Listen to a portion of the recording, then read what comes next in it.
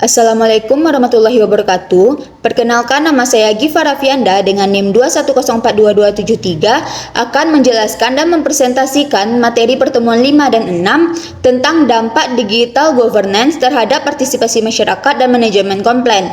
Tugas ini dibuat untuk memenuhi tugas 3 mata kuliah governansi digital. Dosen pengampunya yaitu Ibu Yulia Hanoselina, SIP MAP. Pada video kali ini, pokok pembahasan yang akan saya jelaskan adalah yang pertama, digital governance dapat meningkatkan partisipasi masyarakat. Yang kedua, bagaimana pemerintah mengelola komplain dengan difasilitasi oleh digital governance. Yang ketiga, studi kasus dampak digital governance terhadap peningkatan partisipasi masyarakat. Yang keempat, media partisipasi masyarakat. Dan yang kelima, studi kasus model-model komplain manajemen di berbagai praktek di sektor publik di Indonesia maupun di negara lain. Pokok pembahasan pertama yaitu digital governance dapat meningkatkan partisipasi masyarakat. Pertama-tama saya akan menjelaskan apa itu partisipasi masyarakat. Partisipasi masyarakat menurut Isbandi adalah keikutsertaan masyarakat dalam proses pengidentifikasian masalah dan potensi yang ada di masyarakat, pemilihan dan pengambilan keputusan tentang alternatif solusi untuk menangani masalah, pelaksanaan upaya mengatasi masalah, dan keterlibatan masyarakat dalam proses mengevaluasi perubahan yang terjadi. Digital governance secara signifikan dapat meningkatkan partisipasi masyarakat dalam proses pengambilan keputusan pemerintah. Berikut beberapa cara di mana digital governance berkontribusi pada peningkatan partisipasi masyarakat. Yang pertama, pemerintah dapat mengadakan survei online, konsultasi publik, dan forum diskusi yang memungkinkan masyarakat untuk memberikan masukan dan umpan balik tentang berbagai isu. Yang kedua, pemerintah dapat menyediakan layanan publik yang dapat diakses secara online seperti pembayaran pajak, pendaftaran penduduk, atau permohonan izin. Ini memudahkan masyarakat untuk berinteraksi dengan pemerintah tanpa harus datang ke kantor fisik. Yang ketiga, masyarakat dapat menggunakan platform digital untuk melaporkan penyalahgunaan, korupsi, atau isu-isu lainnya kepada pemerintah. Ini dapat meningkatkan akuntabilitas. Dan yang keempat, pemerintah dapat mengembangkan aplikasi dan platform khusus yang memungkinkan masyarakat untuk memberikan masukan dalam proses pengambilan keputusan dan memonitor pelaksanaan kebijakan.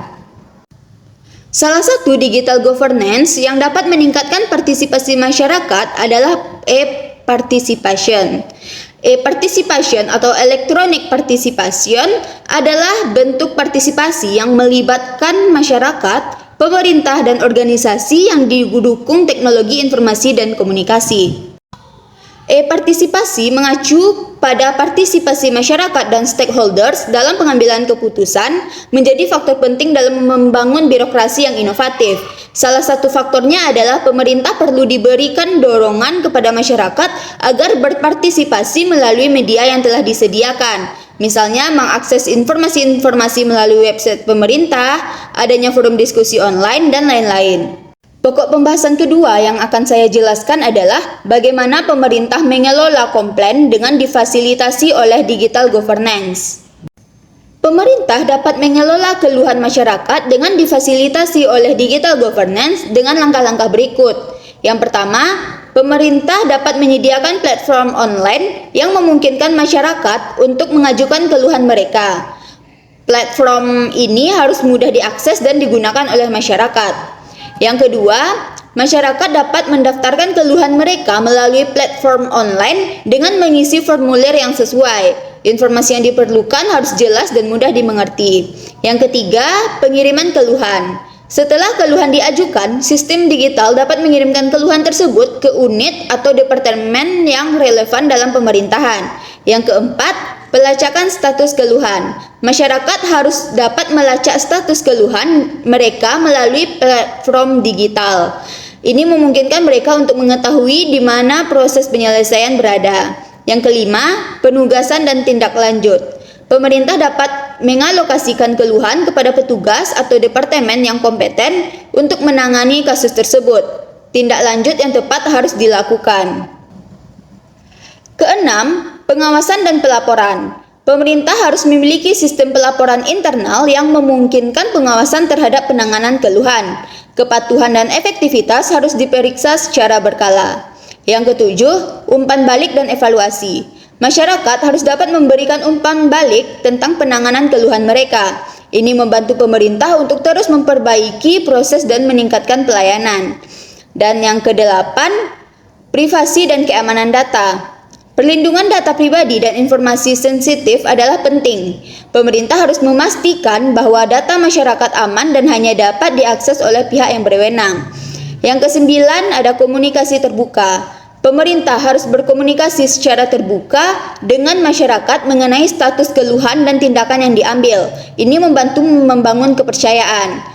Dan yang ke-10, penggunaan data. Data yang diperoleh dari keluhan dapat digunakan untuk analisis dan perbaikan lebih lanjut dalam penyelenggaraan pelayanan publik. Dengan adopsi digital governance yang baik, pemerintah dapat meningkatkan efisiensi dalam menangani keluhan masyarakat, memperbaiki pelayanan publik, dan memperkuat hubungan dengan warganya. Salah satu cara pemerintah dalam mengelola komplain dengan difasilitasi oleh digital governance adalah dengan membentuk sistem pengelolaan pengaduan pelayanan publik nasional, layanan aspirasi dan pengaduan online rakyat atau SPAN Lapor.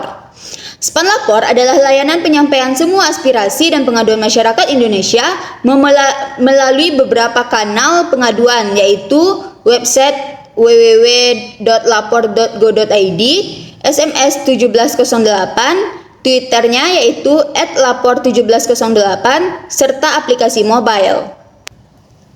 Lembaga pengelola SPAN Lapor adalah Kementerian Pendayagunaan Aparatur Negara dan Reformasi Birokrasi sebagai pembina pelayanan publik, Kantor Staf Presiden sebagai pengawas program prioritas nasional, dan Ombudsman Republik Indonesia sebagai pengawas pelayanan publik. Lapor telah ditetapkan sebagai sistem pengelolaan pengaduan pelayanan publik nasional berdasarkan Peraturan Presiden Nomor 76 Tahun 2013 dan Peraturan Menteri Pendayagunaan Aparatur Negara dan Reformasi Birokrasi Nomor 3 Tahun 2015. Cara melapor menggunakan SPAN Lapor adalah yang pertama, sampaikan laporan melalui situs www.lapor.go.id, SMS 1708, mobile apps atau Twitter. Yang kedua, uraikan pokok permasalahan secara jelas, lengkap, dan kronologis. Yang ketiga, sebutkan waktu dan tempat kejadian dalam laporan. Yang keempat, gunakan bahasa Indonesia yang baik dan benar. Yang kelima, lampirkan bukti pendukung apabila tersedia. Dan yang keenam, sertakan tagar lapor apabila mengadu via Twitter. Selanjutnya saya akan menjelaskan pokok pembahasan ketiga, yaitu studi kasus dampak digital governance terhadap peningkatan partisipasi masyarakat. Di sini saya mengambil studi kasus e-government untuk peningkatan partisipasi masyarakat dalam pembangunan infrastruktur di Kabupaten Sidoarjo. Partisipasi masyarakat dalam pembangunan memerlukan media fasilitasi yang dapat digunakan untuk menghubungkan dengan pemerintah. Di era konvergensi teknologi komunikasi informasi, media fasilitasi yang dapat digunakan adalah website pemerintah daerah seperti yang tercantum dalam Instruksi Presiden Nomor 3 Tahun 2003 tentang Kebijakan dan Strategi Nasional Pengembangan E-Governance. Di sini, penyediaan website di Kabupaten Sidoarjo memberikan dampak kepada masyarakatnya dalam hal mempermudah penyampaian kritik terhadap kebijakan pembangunan yang dilaksanakan pemerintah daerah sebagai wujud partisipasi masyarakat. Pokok pembahasan yang keempat yang akan saya jelaskan adalah tentang media partisipasi masyarakat. Adapun media partisipasi masyarakat adalah yang pertama dapat melalui media sosial. Platform seperti Facebook, Twitter, dan Instagram memungkinkan masyarakat dapat berbagi pemikiran, ide, dan pendapat mereka terkait isu-isu penting. Yang kedua, ada blog dan situs web. Masyarakat memanfaatkan blog dan situs web untuk mengekspresikan pandangan mereka tentang politik, sosial, atau isu-isu lainnya.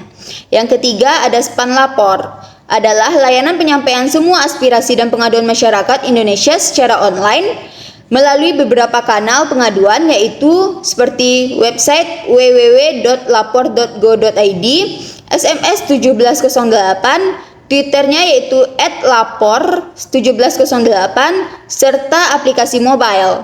Dan yang keempat ada radio siaran, yang merupakan media yang efektif untuk menyampaikan aspirasi dari masyarakat ke pemerintah daerah. Pokok pembahasan terakhir yang akan saya jelaskan yaitu studi kasus model-model komplain manajemen di berbagai praktik di sektor publik di Indonesia maupun di negara lain.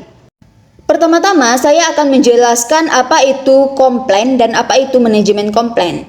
Komplain merupakan keluhan dari masyarakat atau kerespon ketidakpuasan masyarakat yang disampaikan secara tertulis maupun tidak tertulis atas sebagian besar ketidakpuasan pelayanan administratif, pelayanan barang dan atau pelayanan jasa yang diberikan oleh penyedia pelayanan. Di sini penyedia pelayanannya yaitu penyelenggara pelayanan publik. Sedangkan manajemen komplain merupakan konstruksi dari cara menerima dan mengelola keluhan atau komplain dari pelanggan yang di sini pelanggannya adalah masyarakat. Studi kasus yang saya ambil adalah penanganan pengaduan penyelenggaraan pelayanan publik melalui Diskominfo, Pemerintah Kabupaten Sleman, Daerah Istimewa Yogyakarta. Pelaksanaan penanganan pengaduan yang dikelola melalui Diskominfo memanfaatkan sarana dan prasarana penanganan pengaduan yang berbasis teknologi di samping sarana-sarana tradisional seperti website, fanspage, atau aplikasi berbasis Android yang dapat diunduh dengan mudah melalui gadget masyarakat. Penggunaan teknologi sebagai penunjang sarana dan prasarana tersebut memudahkan akses bagi Diskominfo maupun masyarakat dalam melakukan proses pengaduan. Kanal pengaduan Diskominfo yaitu dapat melalui lapor, website, SMS, media cetak, dan media sosial. Mekanisme penanganan pengaduan melalui Diskominfo dimulai dari penerimaan dan penelaahan aduan yang masuk Diskominfo, pengkategorian aduan, pendisposisian aduan yang diterima Diskominfo kepada OPD atau organisasi perangkat daerah yang berwenang, review atau pengecekan aduan oleh OPD, laporan tindak lanjut aduan oleh OPD kepada Diskominfo, pemberian respon balasan aduan kepada pengadu, dan yang terakhir adalah rekap laporan aduan oleh Diskominfo. Ketepatan waktu penanganan pengaduan melalui Diskominfo diukur melalui kesesuaian penanganan pengaduan dengan SOP yang telah dirancang. Di dalam SOP tersebut dirumuskan bahwa batas waktu untuk penanganan pelayanan pengaduan di pemerintah kabupaten melalui Diskominfo yaitu tidak lebih dari 13 hari dari dilayangkannya aduan tersebut kepada Diskominfo. Di pemerintah Kabupaten Sleman, pelaksanaan penanganan pengaduan melalui Diskominfo telah berjalan sesuai dengan SOP yang berlaku. Namun, untuk aduan yang sifatnya membutuhkan proses yang lama, maka proses penanganannya memang lebih dari 13 hari. Di Kabupaten Sleman, karena sebagian besar aduan datang melalui kanal aduan online, maka komunikasi yang digunakan oleh Diskominfo adalah komunikasi secara tidak langsung. Berdasarkan wawancara dengan masyarakat, masyarakat juga merasakan komunikasi terkait pengaduan atau pelayanan publik yang dilakukan oleh pemerintah Kabupaten Sleman, terutama Diskominfo masih kurang. Hal tersebut terbukti dengan kurang update-nya website pemerintah Kabupaten Sleman tentang program-program pemerintah Kabupaten Sleman. Untuk sosialisasi pelayanan publik di pemerintah Kabupaten Sleman, lewat saluran TV pun disiarkannya juga lewat saluran TV lokal yang jarang dilihat oleh masyarakat. Daftar referensi yang saya gunakan untuk menyusun tugas ini dapat dilihat di gambar berikut ini. Baiklah, itulah penjelasan saya mengenai topik pertemuan 5 dan 6. Apabila ada kata-kata saya yang salah, mohon dimaafkan. Wabillahi taufiq wal hidayah. Wassalamualaikum warahmatullahi wabarakatuh.